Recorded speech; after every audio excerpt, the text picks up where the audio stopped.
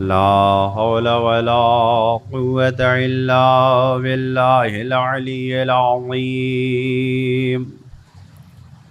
أعوذ بالله من الشيطان اللعين الرجيم. بسم الله الرحمن الرحيم. الحمد لله رب العالمين، الصلاة والسلام والتحية والإكرام على أشرف الأنبياء والمرسلين، مولانا ومولى الثقلين جد الحسن والحسين أبي القاسم المصطفى محمد صلى على محمد، والصلاة والسلام على وصيه ووزيره وسحره وصاحب لوائه وخليفته مولانا علي بن أبي طالب. اللهم صل على محمد وآله. والصلاة والسلام على أئمة المعصومين، خصوصا سيدنا ومولانا بقية الله المنتظر المهدي. اللهم صل على محمد. عجل الله تعالى فرجه الشريف، روحي وأرواح العالمين لتراب مقدمه الفداء، واللعنة الدائمة على أعدائهم أجمعين من يوم ظلمهم إلى قيام يوم الدين وبعد يوم الدين. أما بعد، فقد كتب مولانا الحسين عليه السلام: إن تسمعوا قولي وتطيعوا أمري أهدكم إلى سبيل الرشاد. صلوات پڑھیں محمد وآل محمد. سب سے پہلے اپنے آقا مولا کو سلام. السلام علیک یا ابا عبد اللہ وعلی الارواح التي حلت بفنائک، علیک منی سلام اللہ ابدا ما بقیت وبقی اللیل والنہار، ولا جعله اللہ آخر العہد منی لزیارتکم. السلام علی الحسین وعلى علي بن الحسين وعلى أولاد الحسين وعلى أصحاب الحسين. صلوات.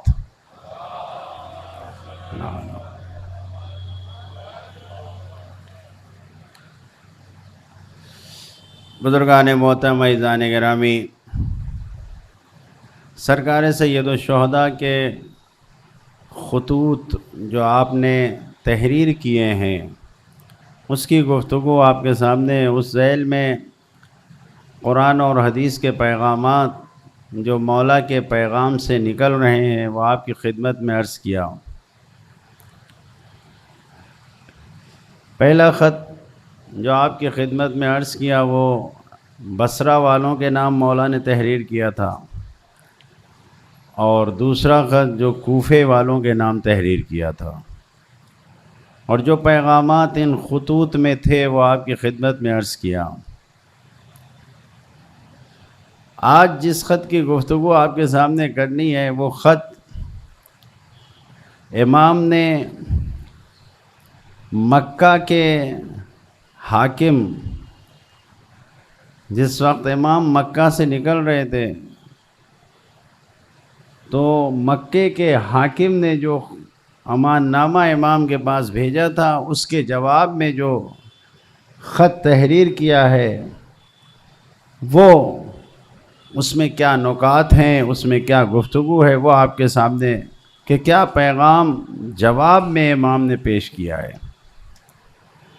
حالات کچھ ایسے تھے کہ نبی کریم کے اس نواسے نے یہ دیکھا کہ اس وقت مکے میں رہنا اب ٹھیک نہیں ہے، کیونکہ خونریزی کا خطرہ ہے، قتل کا خطرہ ہے. لہذا قافلے کو اپنے مکے سے حرکت دینے سے پہلے لوگوں میں اعلان کیا میں جا رہا ہوں، مکے میں نہیں رہوں گا۔ تو ظاہر ہے کہ دوسروں تک خبریں پہنچنے سے پہلے اپنے لوگوں میں یہ باتیں پہنچی، خود کے لوگوں میں یہ خبر پہنچی کہ جا رہے ہیں۔ تو جو امام کے چاہنے والے تھے، جو امام کے قریبی تھے، بعض روایت کی بنیاد پر یہ بھی لکھا گیا ہے کہ خود جناب عبداللہ ابن جعفر بھی تھے وہاں پر۔ تو اب جو قریبی تھے وہ مکے کے حاکم کے پاس گئے اور اس سے امان نامہ لے کر آئے۔ امان نامہ اس زمانے میں ایسا ہوتا تھا کہ اگر حکومت نے، حاکم نے امان نہ دے دیا تو پھر اس کو جان کو خطرہ نہیں ہے، پھر کوئی اسے قتل نہیں کر سکتا، اسے مان نہیں سکتا ہے۔ تو جو رشتہ دار تھے، جو قریبی تھے، یہ گئے اور حاکم مکہ کی طرف سے ایک امان نامہ لے آئے اور امان نامہ لا کے امام کو دے دیا، اور جس میں امام کو امان دی گئی تھی۔ امام نے جب اس خط کو لیا، اس امان نامے کو دیکھا، تو امام نے جو جواب دیا ہے، وہ جواب تاریخ نے لکھا ہے کہ کس طریقے سے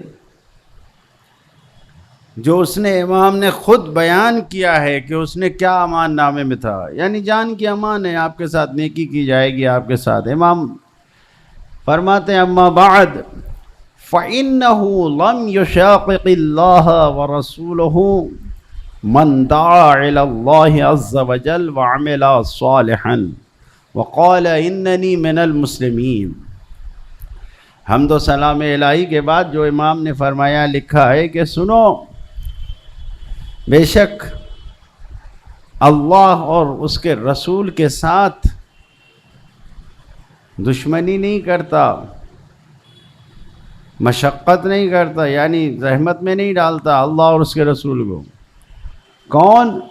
من دعا الی اللہ عز وجل، جو اللہ کی طرف بلائے، وعمل صالحاً، اور نیک اعمال کرے، نیک کام کرے، اور یہ کہے کہ بے شک میں مسلمان ہوں۔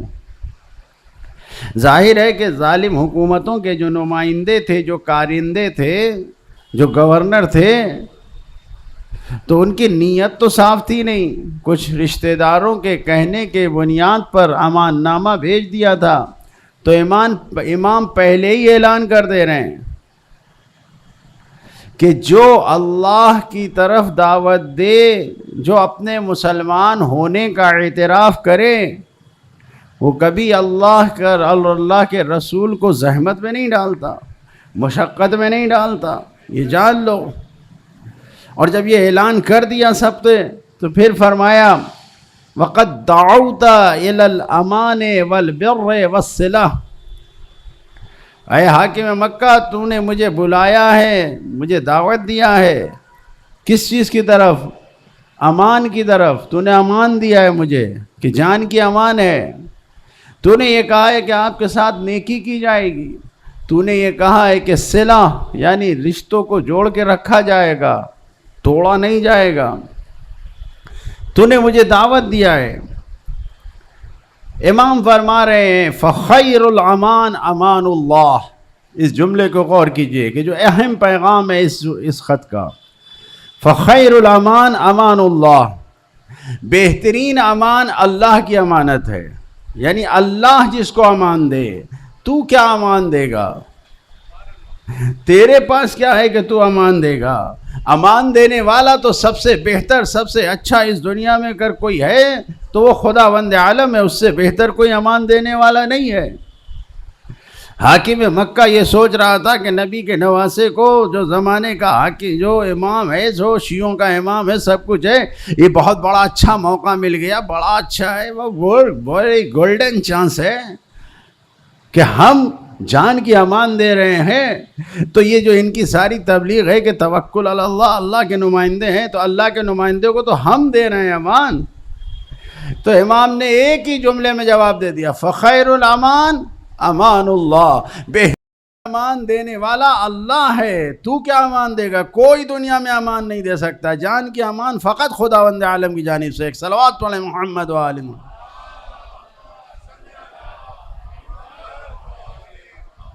خیر الامان، بہترین امان دینے والا خدا ہے۔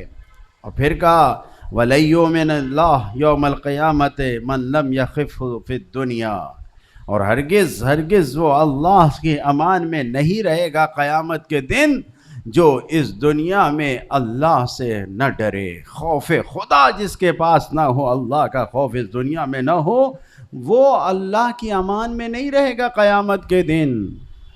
فَنَسْأَلُ اللَّهِ، میں اللہ سے سوال کرتا ہوں، مخافہ فی الدنیا، دنیا میں ہم یہ سوال کرتے ہیں کہ اس کا خوف خدا جو عظیم نعمت ہے، ہم دنیا میں سوال کرتے ہیں کہ وہ مل جائے، کہ توجب لنا امانہ فی القیامہ، کہ وہ خوف خدا ہمارے لیے ذریعہ بن جائے، ہمارے لیے وسیلہ بن جائے کہ قیامت کے دن ہم اللہ کی امان میں رہیں۔ ایک صلوات پڑھیں محمد و آل محمد۔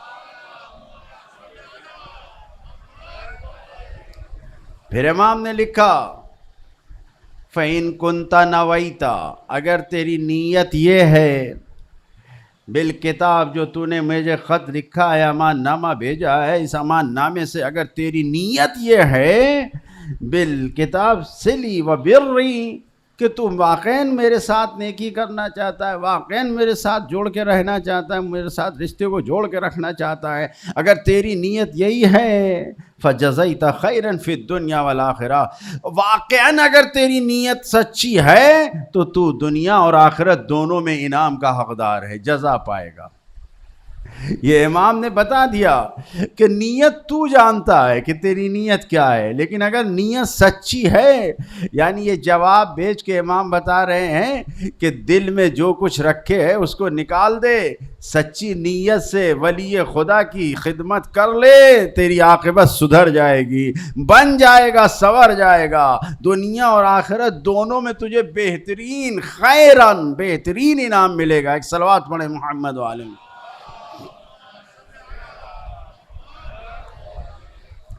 تو اب اس پیغام میں جو جواب دیا امام نے، جو خط لکھا ہے، پہلا پیغام یہی ہے کہ خیر بہترین امان دینے والا خدا ہے، لہذا ہر انسان کو اس پیغام پہ غور کرنا چاہیے۔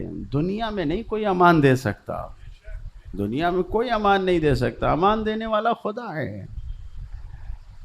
ائمہ معصومین علیہ السلام زندگی میں جس طریقے سے عمل کرتے تھے، اس سے ہمیں یہ پیغام ملتا تھا کہ قرآن نے اگر اعلان کیا ہے تو ائمہ معصومین نے اس کو پورے وجود سے اپنے جسم میں ڈھال کر دکھا دیا ہے۔ وہ کیا ہے کہ اذا عزمت فتوکل علی اللہ، اگر کسی کام کا ارادہ کرو تو اللہ پہ بھروسہ کرو، توکل خدا پہ کرو۔ اور پھر یہ بھی اعلان کر دیا قرآن نے کہ من یتوکل علی اللہ فہو حسبہ، جو اللہ پہ بھروسہ کرتا ہے اللہ اس کے لیے کافی ہے، جو اللہ پہ بھروسہ کرے اللہ اس کے لیے کافی ہے۔ پھر کہیں جانے کی ضرورت نہیں ہے، کسی کے پاس جانے کی ضرورت نہیں ہے، کسی در پہ جانے کی ضرورت نہیں ہے۔ اگر امان چاہیے تو یہ جان لو، آج بھی ہمارے ملک کے جو حالات ہیں، ان حالات میں بھی اگر انسان قرآن کے اوپر صحیح طریقے سے عمل کرے، تعلیمات قرآن پہ عمل کرے، قرآن کے صحیح معلمین جو صحیح گائیڈ کرنے والے ہیں ان کی باتوں پہ عمل کرے، تو کوئی مشکل نہیں ہے، دنیا کی کوئی طاقت قرآن کے راستے پہ چلنے والوں کو پچھاڑ نہیں سکتی، دبا نہیں سکتی، ذلیل نہیں کر سکتی۔ یہ ذلت خود انسان کی بنائی ہوئی ہے، جب قرآن کو چھوڑ دے گا تو پھر اسی طریقے سے ذلیل ہونا پڑے گا۔ ایک صلوات پڑھیں محمد و آل محمد۔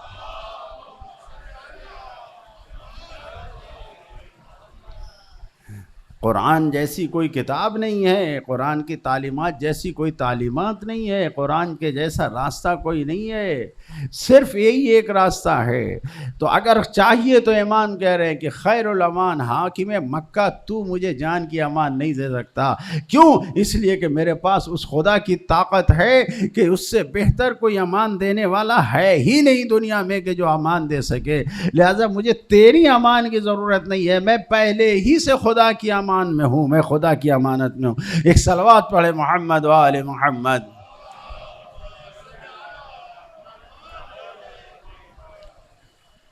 اور واضح ہے، یہ بہت زیادہ اس کے اوپر گفتگو کرنے کی ضرورت نہیں ہے کہ بہترین امان دینے والا خدا ہے. یہ واضح پیغام ہے کہ انسان اسی پہ بھروسہ کرے کہ اس کے علاوہ نہیں کوئی اور دوسرا ہم کو پناہ نہیں دے سکتا. دوسرا پیغام جو اس خط میں ہے کہ جو امام نے کہا ہے کہ یہاں پر کہ جو اس دنیا میں خدا سے ڈرتا ہے وہ قیامت میں محفوظ رہتا ہے. تو یہ جو خوف کی گفتگو ہے یہی کہ صرف خدا کا خوف ہونا چاہیے اور دوسرا نہیں. حدیث قدسی میں ہے کہ جو انسان اللہ سے ڈرتا ہے ہر شے اس سے ڈرتی ہے. من خاف اللہ، جو اللہ سے ڈرتا ہے ہر چیز اس سے ڈرتی ہے، کل شے اس سے ڈرتی ہے. ومن لم یخف اللہ اخاف من کل شے، جو اللہ سے نہیں ڈرتا ہے وہ ہر چیز سے ڈرتا ہے. جو اللہ سے ڈرتا ہے ہر چیز اس سے ڈرتی ہے، اور جو اللہ سے نہیں ڈرتا ہے ہر چیز سے وہ ڈرتا ہے. اس کے اوپر غور کیجئے، حقیقت یہی ہے. جو مردان الہی ہیں، جو خدا والے ہیں، ان کی زندگی کو نظروں میں لے آئیے تو آپ کو دیکھنے کو ملے گا کہ جو خدا سے ڈرتے ہیں وہ کسی سے نہیں ڈرتے ہیں. کچھ بھی ہو جائے، کچھ بھی کر لے جاؤ، کچھ بھی کر لے جاؤ، کوئی نہیں منع کرنے والا ہے. جو ہمارے آپ دیکھیے، ظاہر ہے کہ خود مومنین کے درمیان، آپ کے درمیان بھی کوئی نہ کوئی ایسے لوگ ہوں گے کہ جو اس پر کامل پورے مکمل اترتے ہوں گے کہ جو اللہ سے ڈرتے ہیں، کسی سے نہیں ڈرتے. لیکن ہم اگر بیان کرنا چاہیں تو آپ دیکھیے جو ہمارے مجتہدین مراجع تقلید ہے، آپ دیکھیے چند سال پہلے، ابھی زیادہ عرصہ نہیں گزرا ہے، پوری دنیا مل کے ایک نمائندے زمانے کے امام کے نمائندے خمینی صاحب کو، امام خمینی کو پوری دنیا مل کے رگڑنا چاہ رہی تھی، لیکن ایک خدا پر بھروسہ کرتے ہوئے انہوں نے ساری دنیا کو اپنے قدموں میں جھکایا، خود نہیں جھکے. آپ دیکھ لیجئے مراجع کرام کی طاقت کیا ہے کہ پوری دنیا مل کے کسی مسئلے کو چاہے عمل ہو جائے. نہیں، اگر ایک مرجع تقلید نے کہہ دیا تمباکو حرام ہے تو پوری مملکت اسلامیہ میں پھر کسی کی جرأت نہیں ہے کہ تمباکو نوشی کر لے. دنیا پوری اس وقت کی پوری مملکت جو برطانیہ کی، جو بہت برطانیہ کبیر جو کہی جاتی تھی، بڑی طاقت تھی پوری دنیا میں، سب ختم ہو گئی اس ایک فتوے کے مطابق. اگر ایک مجتہد نے اگر خدا کی طاقت پہ بھروسہ کر دیا اور کہہ دیا کہ آ جاؤ مقابلے کے لیے، تو داعش جیسی مکمل طاقت کو ایک مرجعیت کی طاقت نے خاک میں ملا کے رکھ دیا. خدا کے سامنے جھکنا یہ کیا ہے؟ جس کے دل میں خوف خدا آ جائے پھر وہ کسی سے نہیں ڈرتا ہے. دنیا کی کوئی بھی طاقت آ جائے، سپر طاقت آ جائے، بہت بڑی طاقت آ جائے، تصور میں نہیں ہو سکتا تھا کہ کبھی روس جیسی طاقت اور وہاں کا کوئی بہت بڑا سربراہ، کوئی زیادہ نہیں 30 سال پہلے کی سیاست، بزرگ جو بیٹھے ہیں دیکھ لیں 30 سال پہلے کیا تھا روس کا نام، کوئی سوچ نہیں سکتا تھا. آج کس طریقے سے روس کا مملکت کا سربراہ، سب سے بڑا جو وہاں کا صدر ہے، وہ آ کے آپ کے مراجع کے سامنے آ کے جھک کے ہاتھوں پہ ہاتھ رکھ کے غور سے گفتگو کر رہا ہے، سن رہا ہے، باتوں کو سن رہا ہے. یہ کس کی طاقت ہے؟ یہ صرف ایمان کی طاقت ہے، یہ صرف خدا کی طاقت ہے. ایک صلوات پڑھے محمد و آل محمد. یہ جو امام نے کہا ہے کہ جو اس دنیا میں نہیں ڈرتا وہ آخرت میں ڈرتا ہے، جو اس دنیا میں ڈرتا ہے اللہ سے وہ آخرت میں محفوظ رہتا ہے. اور چنانچہ جو امام نے دعا کیا ہے وہ یہی ہے کہ اللہ سے ہم ایسا خوف چاہتے ہیں کہ جو ہمیں آخرت میں سکون دے، امان دے، خوشی دے. ہم ایسا چاہتے ہیں. لہٰذا آپ دیکھیں جو بات میں نے آپ کی خدمت میں عرض کیا کہ جو اللہ سے ڈرتا ہے وہ روایت میں حدیث قدسی کی صورت میں ہمارے لیے پیش کیا گیا ہے، پروردگار عالم نے قسم کھا کے کہا ہے، وہ عزتی و جلالی، میں اپنی عزت کی قسم کھا کے کہتا ہوں، میں اپنے جلال کی قسم کھا کے کہتا ہوں۔ کیا کہا ہے پروردگار عالم نے؟ غور کیجئے اس کے اوپر کہ جو ہم امام کے اس قول کے، اس پیغام کے قول کے ضمن میں درمیان آپ کی خدمت میں اس حدیث قدسی کو فرما رہے ہیں، وہ عزتی و جلالی، میری عزت کی قسم، میرے جلال کی قسم، لا اجمع عبدا لعبدی امنین ولا اجمع علیہ عبدا خوفین۔ میں اپنے عزت و جلال کی قسم کھا کے یہ کہہ رہا ہوں کہ میں اپنے بندوں کے لیے دو امان اکٹھا نہیں کر سکتا، اور نہ ہی اپنے بندوں کے لیے دو خوف کو اکٹھا کر سکتا ہوں۔ میں قسم کھا کے کہہ رہا ہوں، عزت و جلال کی قسم کھا کے کہہ رہا ہوں کہ نہیں اکٹھا کروں گا۔ کیا مطلب ہے اس حدیث کا؟ اس حدیث کا مطلب کیا ہے؟ مطلب یہ ہے کہ اگر کسی انسان نے اس دنیا میں زندگی خوف کے عالم میں گزاری ہے، اللہ کا خوف اس کے دل میں تھا، تو پھر آخرت میں اسے خوف نہیں دیکھنا ہوگا۔ دو خوف کو اکٹھا نہیں کروں گا میں اپنے کسی بندے کے لیے۔ یہ وہ دنیا والے ہیں جو اس دنیا کو اپنا آخرت سمجھتے ہیں کہ یہی دنیا میں ختم ہو جائیں گے، مٹ جائیں گے، اور نہیں، جو ہم صاحبان ایمان ہیں، ہمارا عقیدہ یہ ہے کہ اس دنیا وقتی سے، یہ جو ٹیمپریری دنیا، اس کے بعد جو ہے وہ بڑی دنیا ہے، ہمیشہ رہنے والی دنیا ہے۔ تو ہمارے پاس دو دنیا ہے، ایک ابھی ایک بعد کی۔ تو اللہ یہ کہہ رہا ہے کہ میں اپنے کسی بندے کے لیے ایسا نہیں کر سکتا کہ دو خوف جمع کروں یا دو امان جمع کروں۔ مطلب کیا ہے؟ مطلب یہ ہے کہ اگر انسان اس دنیا میں خوف خدا کے ساتھ زندگی گزار رہا ہے تو اس دنیا میں خداوند عالم اسے خوف میں نہیں رکھے گا، لیکن اگر کوئی اس دنیا میں بے خوف زندگی گزار رہا ہے، اس طریقے سے زندگی گزار رہا ہے کہ وہ یہ کہہ رہا ہے کہ کون کس نے قیامت دیکھا ہے، کون جانتا ہے، وہ سب قرض کی باتیں ہیں، آج کیش رکھو، کون حساب و کتاب ہے، کون قیامت ہے، حلال و حرام کیا ہوتا ہے، کوئی پرواہ ہی نہیں ہے، نڈر ہو کے دنیا میں زندگی گزار رہا ہے، جو چاہ رہا ہے کر رہا ہے، جس کو چاہ رہا ہے لوٹ رہا ہے، جس کو چاہ رہا ہے دبا رہا ہے، جس کا مال چاہ رہا ہے پا کے چھین لے رہا ہے، جیسے چاہ رہا ہے ظلم و زیادتی کے ساتھ زندگی گزار رہا ہے۔ کیوں؟ اس لیے کہ یہی کہہ رہا ہے کہ قیامت کیا ہے ہی نہیں، کچھ دیکھا ہی نہیں ہے، تو کون سمجھ سکتا ہے؟ تو جو اس عقل کے ساتھ اپنی زندگی کو گزار رہا ہے، تو خداوند عالم بھی یہ کہہ رہا ہے کہ ٹھیک ہے، تم نے اپنا فیصلہ دنیا میں کر لیا، تم نے یہ کہہ دیا کچھ نہیں ہے، تو جان لو آخرت میں تمہارے لیے دردناک عذاب ہے، بدترین عذاب ہے۔ ایسا نہیں ہوگا کہ تم یہاں بھی خوب عیش و عشرت کے ساتھ زندگی گزارو اور وہاں بھی تم بڑے آرام سے رہو، ایسا نہیں ہوگا۔ لیکن وہ انسان جو اپنی زندگی میں قدم ایسے بڑھا رہا ہے کہ ہر جگہ پر یہ سوچ کے آگے بڑھ رہا ہے کہ نہیں، میرا پروردگار مجھے دیکھ رہا ہے، کلام زبان سب سے کوئی کلام نکل رہا ہے، جب کوئی کلام ادا ہو رہا ہے تو یہ سوچ کے ادا کر رہا ہے کہ میرا پروردگار دیکھ رہا ہے کہ میں کیا بول رہا ہوں، آنکھوں سے جو کچھ بھی معاملہ کر رہا ہے دیکھ رہا ہے، وہ یہ سوچ کے دیکھ رہا ہے کہ میرا پروردگار دیکھ رہا ہے، ہاتھوں سے جو کچھ کام کر رہا ہے دیکھ رہا ہے، سب کچھ کر رہا ہے، جو کچھ بھی کر رہا ہے نظر میں خدا ہے،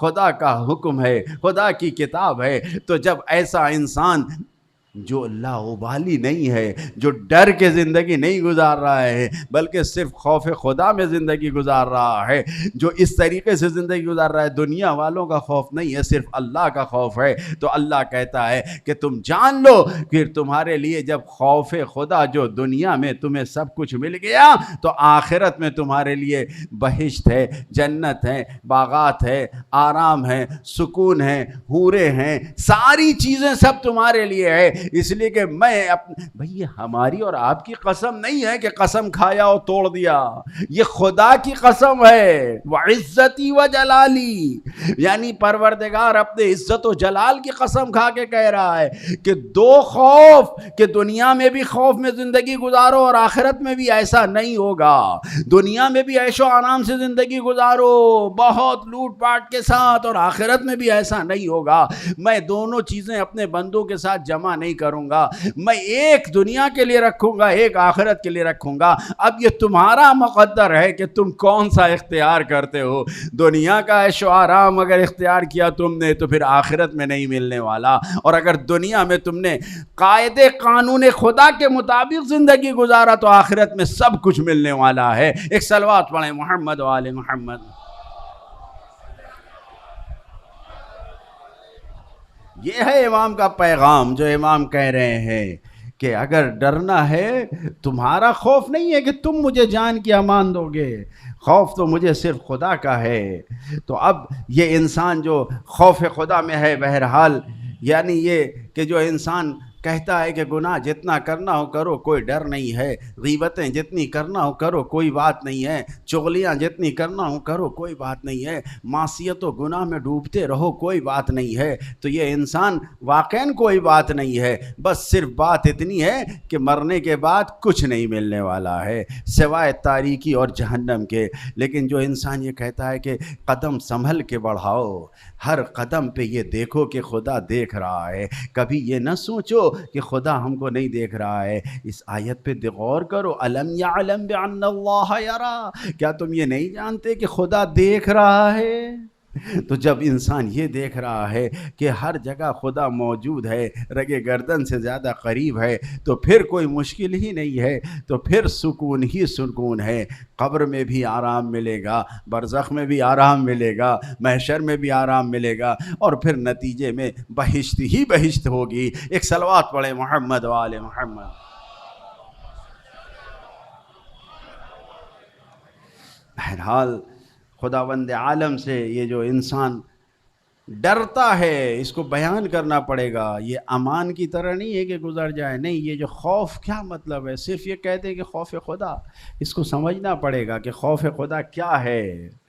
یعنی ایسا نہیں ہے کہ مثلا جو بچپنے میں گھروں میں کہا جاتا ہے کہ ارے خدا تمہیں مارے گا، خدا سے ڈرو، نہیں، یہ نہیں ہے۔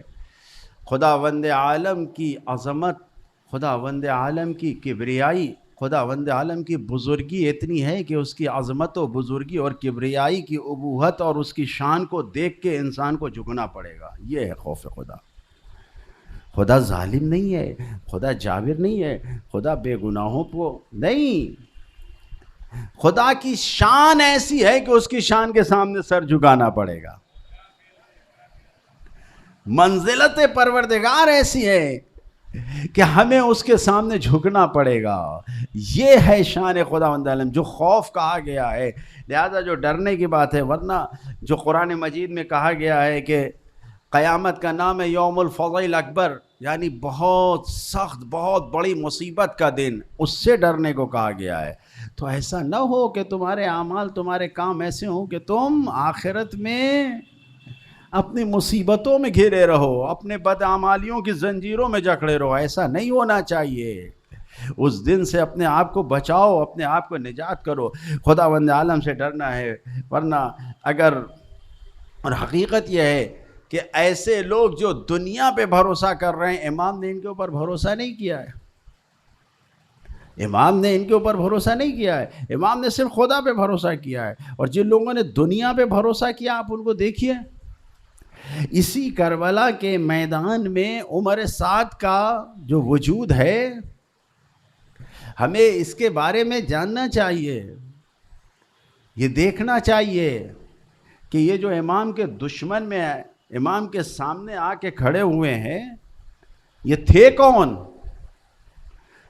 یہ جو عمر سعد ہے، یہ سعد ابن ابی وقاص، اس کا باپ، یہ بہت بڑا سردار اسلام تھا اللہ کے رسول کے زمانے میں۔ کیا ہوا کہ بیٹا معصوم اور امام کے سامنے قاتل بن کے کھڑا ہے؟ کیا ہوا؟ اس پہ غور کرنا چاہیے۔ ایسا نہ ہو خدا نہ کردہ کہ ہماری تربیت میں کمی رہ جائے اور ہمارے بچے کسی غلط راستے پہ چلے جائیں۔ آج کا زمانہ ایسا ہے سوشل میڈیا کا کہ بہت تیز بہکایا جاتا ہے۔ حاکم شام کبھی نماز نہیں چھوڑتا تھا، کبھی نماز نہیں چھوڑتا تھا، یہاں تک کہ آپ جانتے ہیں کہ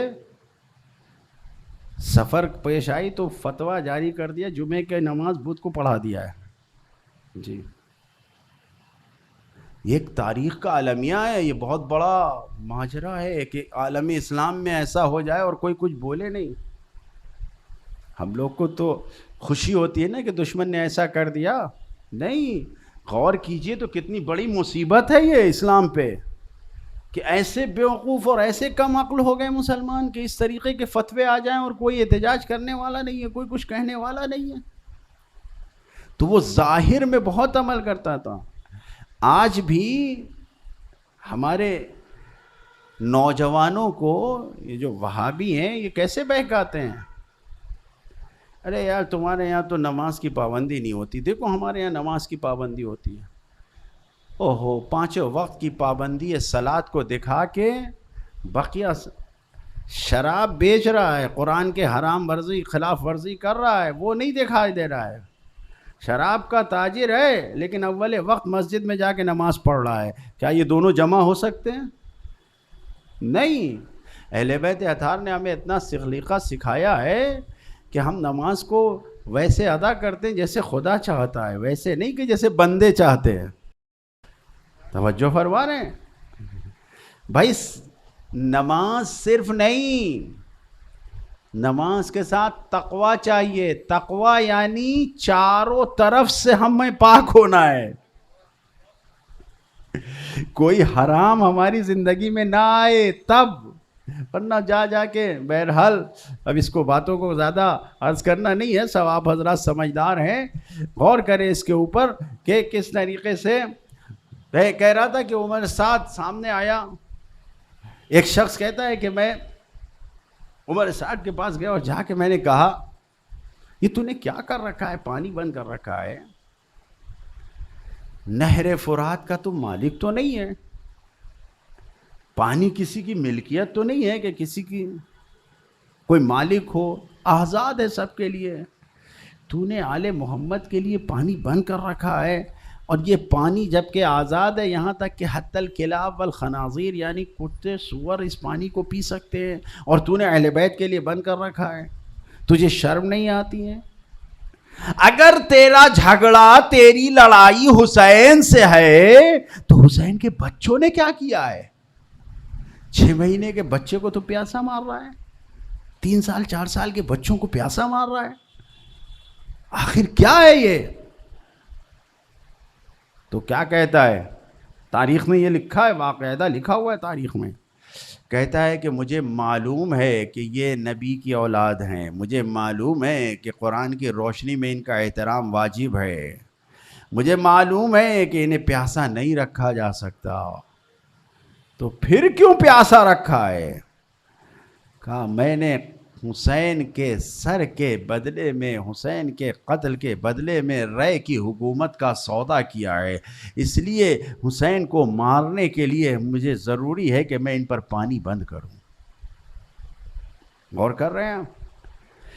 یہ انسان جو خوف خدا سے بالکل دور ہے، جس کے دل میں ذرہ برابر اللہ کا خوف نہیں ہے، دنیا جس میں سمائی ہوئی ہے مکمل طریقے سے، جو صرف دنیا میں ڈوبا ہوا ہے، حکومت کی لالچ ہے، وہ اس طریقے سے ولی خدا کے سامنے کھڑا ہو کے اعلان کر رہا ہے کہ مجھے تو یہ سر چاہیے تاکہ مجھے حکومت مل جائے، اس کی نظر میں کچھ ہے نہیں، یہ رشوت لے کے سارا کام کر رہا ہے، یہ سارے چیزوں کو، سود کو یہ حرام قرار دیا گیا، جیسے قرآن نے اسے جائز قرار دے رہا ہے، یہ ہر طریقے کی جھوٹ، مکاری، دغا بازی، ساری چیزوں کو جائز قرار دے رہا ہے، شراب نوشی ان کے یہاں جائز ہے، نہیں معلوم حرام کاری ان کے یہاں جائز ہے، سب کچھ کیوں؟ اس لیے کہ خدا سے دور ہو گیا ہے، خوف خدا ہے یہ، جو کہ ہے ہی نہیں، یہ انسان ہے کہ جو نبی کے لال کے سامنے کھڑا ہو گیا ہے اس طریقے سے آ کے۔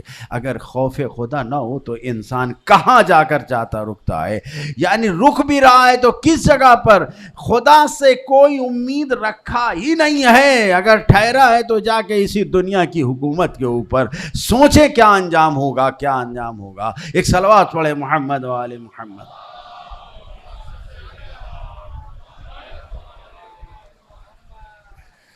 اس طریقے سے اس نے بہرحال انجام دیا ہے۔ تو جو میں نے کہا کہ خدا سے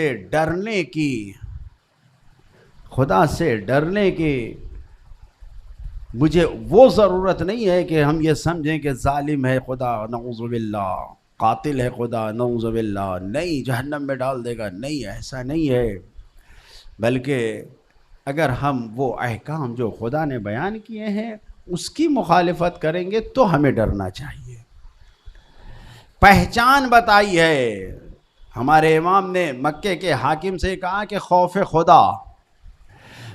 خدا کی پہچان بتائی گئی ہے کہ اللہ سے ڈرنے کے لیے ڈرنے والوں کی پہچان کیا ہے؟ 3 پہچان۔ ایک تو یہ کہ جو کہتا ہے وہی کرتا ہے، جو کرتا ہے وہی کہتا ہے، یعنی قول و فعل میں دونوں میں ٹیلی ہوتا ہے، مطابقت ہوتی ہے۔ اور دوسری یہ کہ ریاست اور سرداری کی محبت نہیں ہوتی ہے، غرور و گھمنڈ نہیں ہوتا ہے، اور تیسرے کسی کو نقصان نہیں پہنچاتا ہے۔ یہ وہ 3 چیزیں ہیں کہ جس کو بیان کیا گیا ہے، اور میں نے اس سلسلے میں جو حدیثیں ہیں وہ آپ کے سامنے پیش کرنے کے لیے، بہرحال یہ حدیثیں کیونکہ روزانہ نہیں پڑھی جاتی کہ ذہن نشین ہو، میں نے اس کو تحریر کیا ہے۔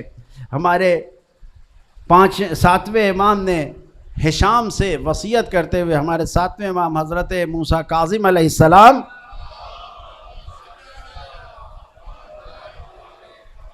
فرماتے ہیں کہ لا يكون عهد خائفا، لا يكون عهد خائفا كذلك خائفا، یعنی کوئی خائف نہیں ہو سکتا، اللہ سے ڈرنے والا، اللہ کا خوف رکھنے والا اس وقت تک نہیں ہو سکتا، الا من كان قوله لفعله مصدقا وسره لعلانيته موافقا، مگر یہ کہ کانا قوله جو وہ کہتا ہے اس کے فعل کی تصدیق کرنے والا ہو، یعنی جو اعلان کر رہا ہے ممبر سے بیٹھ کے جو باتیں ہم کہہ رہے ہیں میدان عمل میں بھی لوگوں کے سامنے آئے، ایسا نہ ہو کہ اچھی باتیں کر کے چلے جائیں کہ کل قیامت کے دن خدا کہے لما تقولوا ما لا تفعلون، کیوں یہ باتیں کہتے تھے جس کو خود تم نے نہیں کیا ہے۔ کبر مقتا ان تقولوا علی اللہ ما لا تعلمون، خدا کو بہت برا لگتا ہے کہ جو تمہیں نہیں کرنا ہے وہ کہہ رہے ہو، جو نہیں جانتے ہو کہو، یہ بہت برا لگتا ہے خدا کو۔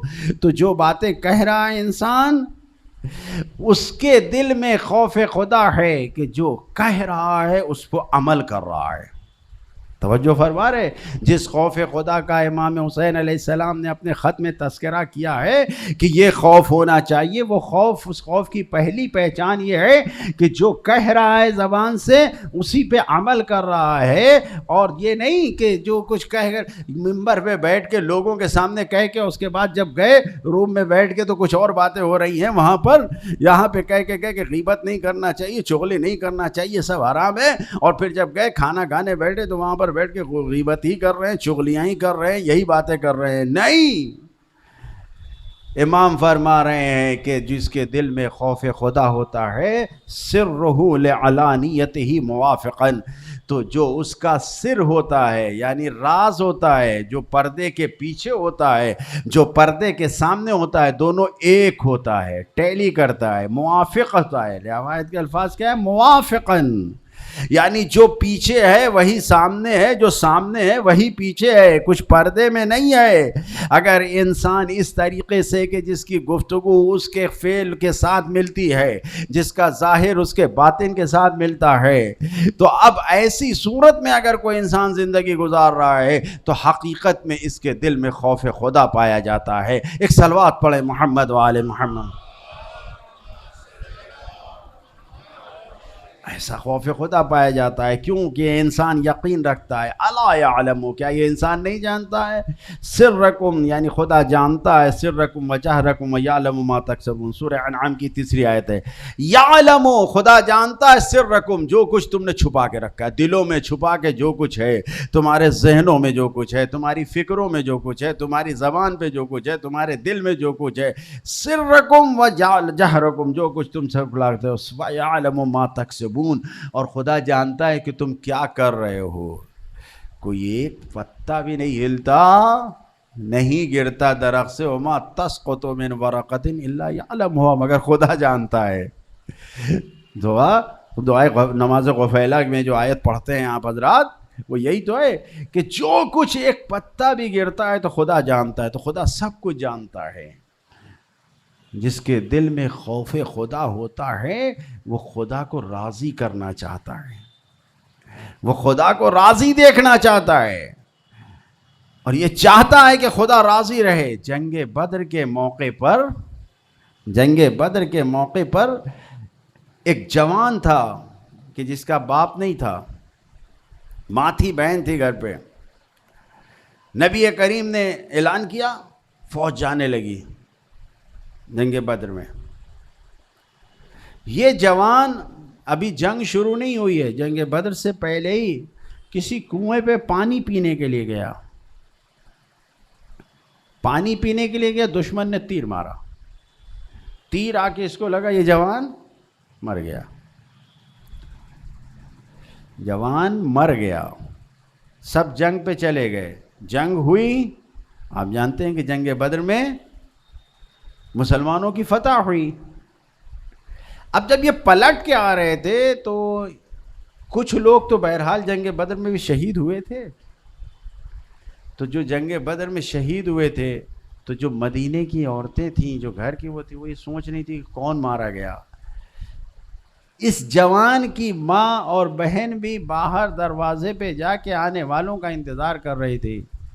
آنے والوں میں دو گروہ ہو گئے، کچھ نے آ کے یہ کہا کہ تیرا جوان، تیرا بیٹا شہید ہو گیا، کچھ نے آ کے کہا کہ نہیں، وہ شہید نہیں ہوا، وہ تو ایسے ہی مارا گیا، جنگ سے پہلے ہی وہ برباد ہو گیا۔ آنے والوں نے دو باتیں کہیں۔ اب سوچئے کہ حال کیا ہوگا، گھر کا اکیلا بیٹا، ماں اور بہن، لیکن تاریخ نے لکھا ہے کہ یہ ماں اپنی بیٹی کے ساتھ دروازے مدینہ پہ انتظار کرتی رہی کہ نبی آئے تو ان سے گفتگو کرے، اور جب نبی آئے تو ان کے سامنے جا کے گفتگو کیا۔ کیا گفتگو کیا؟ کہا یا اللہ کے رسول، رسول اللہ، میں آپ کی خدمت میں اپنے بیٹے کے مرنے پہ گریہ نہیں کر رہی ہوں، اور نہ ہی میں زبان سے کوئی شکوہ کر رہی ہوں۔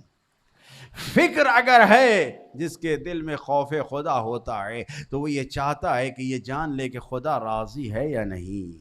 فکر اگر ہے، میں صرف اتنا جاننا چاہتی ہوں، اے رسول اللہ یہ بتا دیجئے کہ میرا بیٹا شہید ہوا ہے یا نہیں ہوا ہے، میرے بیٹے کو شہادت ملی ہے یا نہیں ملی ہے، کہ اللہ کے نزدیک اسے جنت ملے گی یا نہیں ملی، جنتی ہے یا نہیں ہے، اتنا بتا دیجئے۔ صرف یہ پوچھ رہی ہے۔ آپ دیکھیں کہ اس عورت کا ایمان کیا ہے۔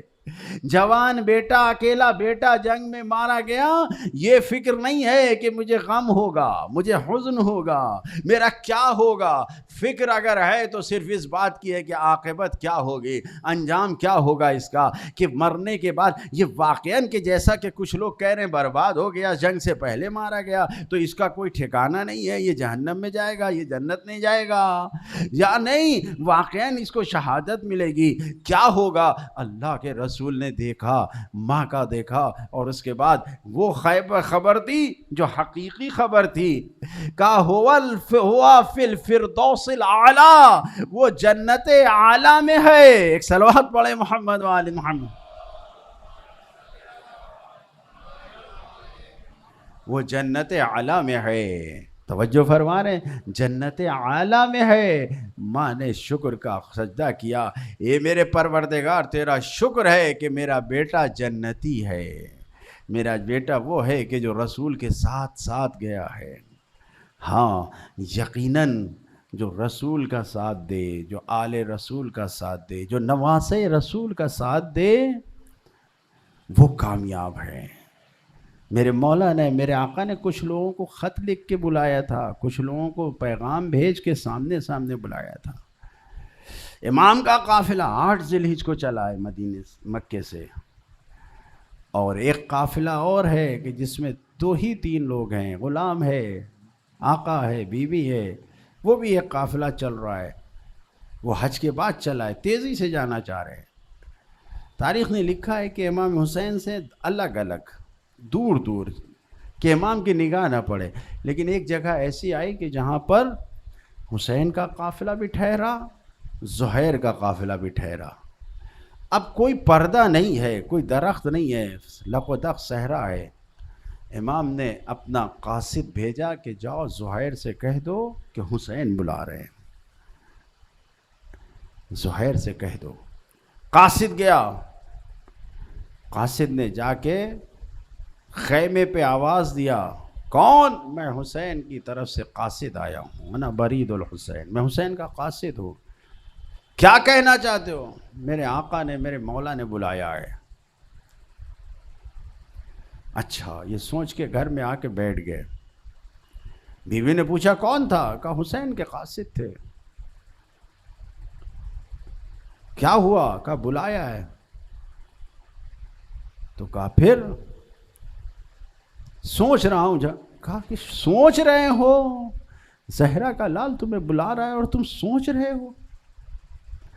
تاریخ میں کچھ خاص عورتیں ہیں جنہوں نے کربلا سے پہلے کربلا کے لیے خدمت کی ہے، ان میں سے ایک جناب طوع کا نام ملتا ہے جو کل میں نے تذکرہ کیا تھا، ایک جناب دلہم کا تذکرہ ہے، یہی جو زہیر کی زوجہ ہیں، کہ انہوں نے اپنے شوہر کو تیار کیا، اپنے شوہر کو ریڈی کیا، تیار کیا کہ آپ جائیے سنیے تو کیا کہہ رہا ہے زہرا کا لال، نبی کا نواسہ کیا کہہ رہا ہے۔ گئے آگے آگے قاصد حسین ہے، پیچھے پیچھے زہیر ہے، چند قدم قاصد حسین کے قدموں پہ رکھ کر آگے بڑھے، قسمت بدل گئی۔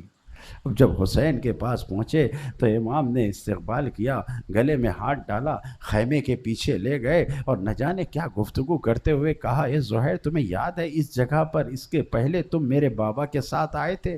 کہاں یاد ہے۔ کہا کیا گفتگو ہوئی تھی تمہارے اور میرے بابا کے درمیان، تمہیں وہ بھی یاد ہے؟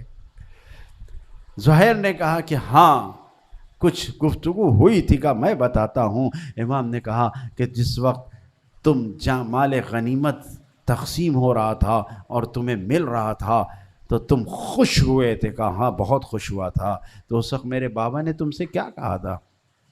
کہا یہی کہا تھا، اے زہیر اسی جگہ پر تمہیں اس سے بڑی خوشی ملے گی۔ کہاں کہا تھا؟ کہا تمہیں انتظار ہے، آج وہ دن ہے کہ تمہیں بڑی خوشی مل رہی ہے۔ اور اس کے بعد امام نے کہا کہ میرے ساتھ اگر تم آؤ گے تو یہ وہ بڑی خوشی ہے کہ دنیا کی کوئی نعمت تمہارے لیے اس کا مقابلہ نہیں کر سکتی۔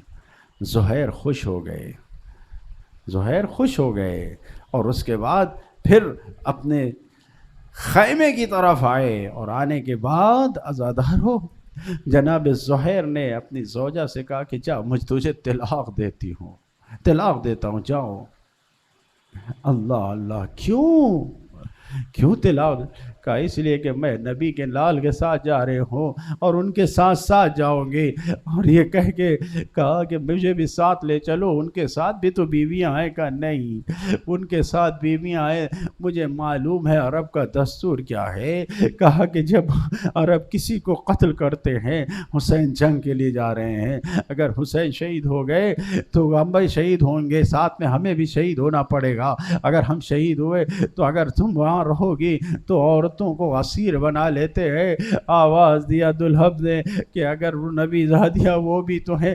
کہا کہ ان کا کیا، ان کو کوئی اسیر نہیں بنائے گا، ان کو کوئی قید نہیں کرے گا، وہ نبی زادیہ ہیں۔ زہیر نے کہا جا، غلام تیرے ساتھ ہے، میں نے غلام کو تیرے لیے دیا اور لے کے جا۔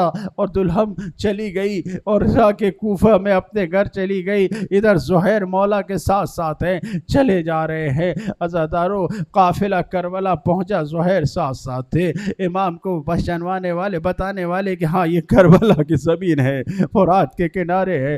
عزادارو وہ وقت بھی آیا کہ جب عصر عاشور نمودار ہوئی، اور عصر عاشور میں جس وقت جنگ جاری تھی، ایک بوڑھے صحابی نے آ کے میرے مولا سے کہا کہ مولا وقت کا، نماز کا وقت آیا ہے۔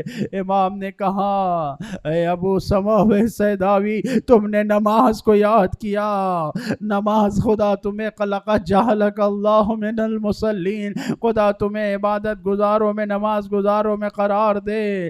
امام جو کہ آخری وقت کو بھی پہچانتا ہے، الان حان الوقت، یہ اول وقت ہے ظہر کا. عزادارو ادھر امام نے حبیب سے کہا جاؤ حبیب ان سے کہہ دو اتنی فرصت دے دے، میں جنگ کر رہا ہوں، میں جنگ کو روک دو، میں نماز پڑھ لوں.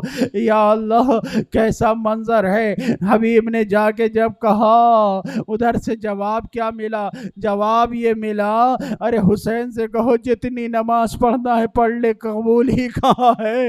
حبیب نے کہا کہ ارے تیرے مجال، نماز جس گھر سے نماز بنی تو اس کی نماز کو قبول نہیں کہہ رہا ہے. حبیب نے آ کے کہا مولا آپ نماز پڑھیے میں ان کو دیکھتا ہوں. حبیب سامنے جنگ کرنے گئے اور جب مولا نے تکبیرۃ الاحرام کے لیے ہاتھوں کو اٹھایا، ایک جانب زہیر کھڑے ہوئے، دوسری جانب سعید کھڑے ہوئے. جو بھی تیر آتا ہے بڑھ بڑھ کے زہیر اپنی طرف لیتے ہیں، سعید اپنی طرف لیتے ہیں کہ امام پر کوئی تیر نہیں لگا. یہاں تک کہ جیسے ہی امام نے نماز کا سلام پڑھا زہیر نیچے گرے. لو عزادارو جیسے ہی زہیر نیچے گرے، عجب منظر تاریخ نے لکھا. امام نے بڑھ کے زہیر کا سر زانو پہ رکھا. حضرت زہیر نے عزادارو مجمع حسینی میں آنے والوں، خیمہ حسینی میں آنے والوں، ماتم کرنے والوں، کیا تمہیں یہ فکر ہونی چاہیے یا نہیں کہ ہماری اس عزاداری سے ہمارا امام راضی ہوگا یا نہیں ہوگا؟ ضرور یہ فکر کیجئے. اس لیے کہ مولا کے ساتھ جان دینے والے زہیر نے کیا کیا؟ جیسے ہی زانو پہ سر رکھا دیکھا زہیر کے لب ہل رہے ہیں. تیروں سے زخمی زہیر نے مولا سے ایک سوال کیا، حل رضیت عنی یا مولائی، اے میرے آقا کیا مجھ سے راضی ہے؟ ارے زہیر تم نے جان کا نذرانہ پیش کیا اور اب تم یہ پوچھ رہے ہو راضی؟ یقیناً میں بھی راضی، اللہ اور رسول بھی راضی. لو زہیر آخرت کی طرف سے دارے. حسین نے زہیر سے رخصت کیا. عزادارو عصر عاشورہ گزرا، یہ تمام ہوئی اور جب تمام ہوئی تو ادھر یہ خبر پہنچی حسین اور حسین کے اصحاب مارے گئے. زہیر کی بیوی نے اپنے غلام کو کفن دیا اور کہا کہ جا، جیسا کہ مجھے معلوم ہوا ہے کہ کربلا میں جنازے پڑے ہوئے ہیں، جا تو اپنے آقا کو پہچانتا ہے یہ کفن لے اور جا کر زہیر کو پہنا دینا، کفن دے دینا، جنازہ دفن کر دینا، اور آئے گا تو میں تجھے آزاد کر دوں گی. یہ کہہ کے زہیر کی بیوی نے اپنے غلام کو بھیجا.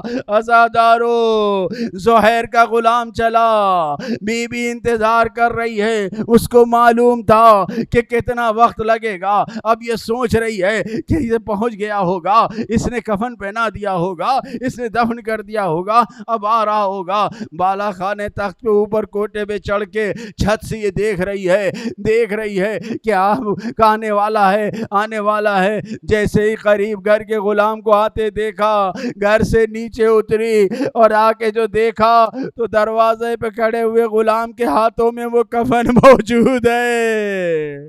جیسے ہی دیکھا کہا میں تجھے معاف نہیں کروں گی، تو نے کفن کیوں نہیں پہنایا؟ آواز دیا اے بی بی مجھے معاف کرنا. ارے میں جب میدان کربلا میں پہنچا 72 جنازے بے کفن پڑے ہوئے تھے، تم نے ایک کفن دیا تھا، آخر میں کیسے زہرا کے لال کو بے کفن چھوڑ دیتا؟ ظلم نے مرثیہ پڑھا، واہ حسینہ واہ عباسہ، بے کفن لاشا تمہارا. لعنت اللہ علی القوم الظالمین. سيعلم الذين ظلموا أي منقلب ينقلبون. إنا لله وإنا إليه راجعون.